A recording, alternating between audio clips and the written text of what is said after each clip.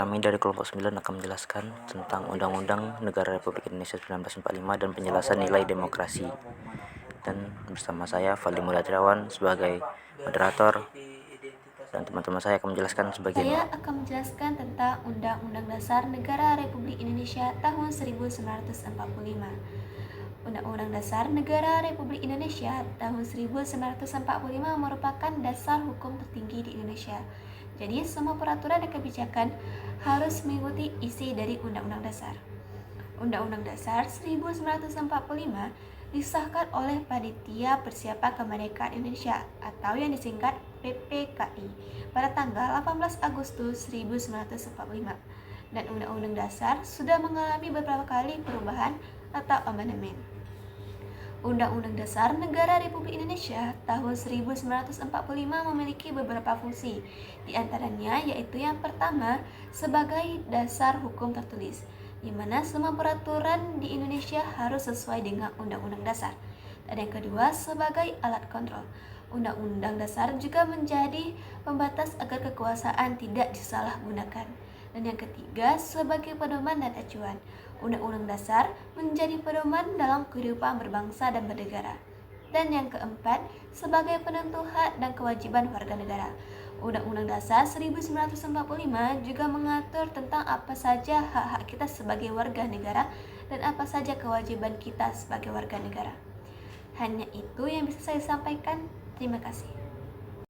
Baik, selanjutnya yaitu jenis-jenis demokrasi. 1. Demokrasi representatif.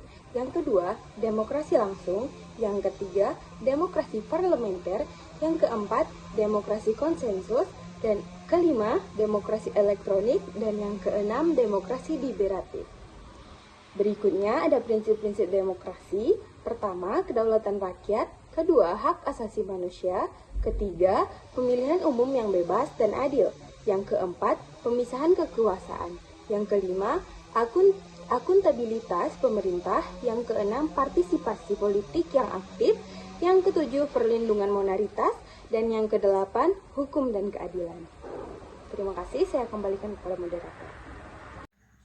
Perkenalkan, nama saya Miftahul Jannah dengan NIM 2407100041.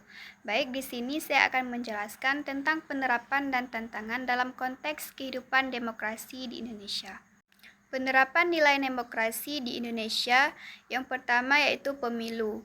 Pemilihan umum diselenggarakan secara langsung, umum, bebas, rahasia, jujur, dan adil sebagai bentuk nyata kedaulatan rakyat dalam memilih wakilnya.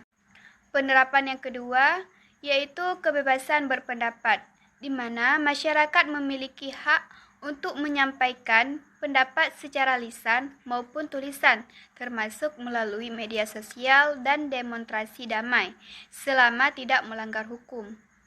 Penerapan yang ketiga yaitu partisipasi masyarakat, di mana warga negara didorong untuk terlibat aktif dalam proses pengambilan keputusan, baik dalam pemilu, musyawarah, atau pengawasan terhadap kebijakan publik.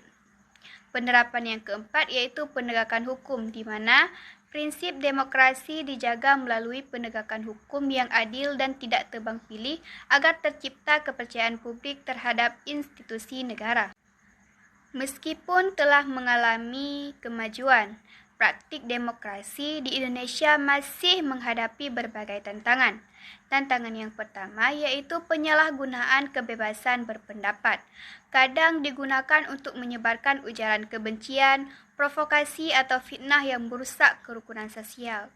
Tantangan yang kedua yaitu disinformasi dan hoaks, di mana informasi palsu yang tersebar cepat, terutama di media sosial, dapat menyesatkan publik dan memicu konflik. Yang ketiga yaitu ketidaksetaraan akses informasi dan pendidikan politik. Tidak semua masyarakat memiliki pemahaman atau akses yang cukup terhadap informasi politik yang benar dan mendidik.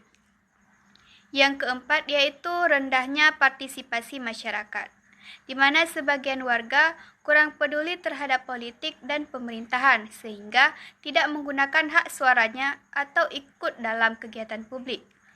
Yang terakhir yaitu tingginya tingkat korupsi, di mana korupsi di berbagai lembaga negara melemahkan kepercayaan publik dan menghambat proses demokratisasi.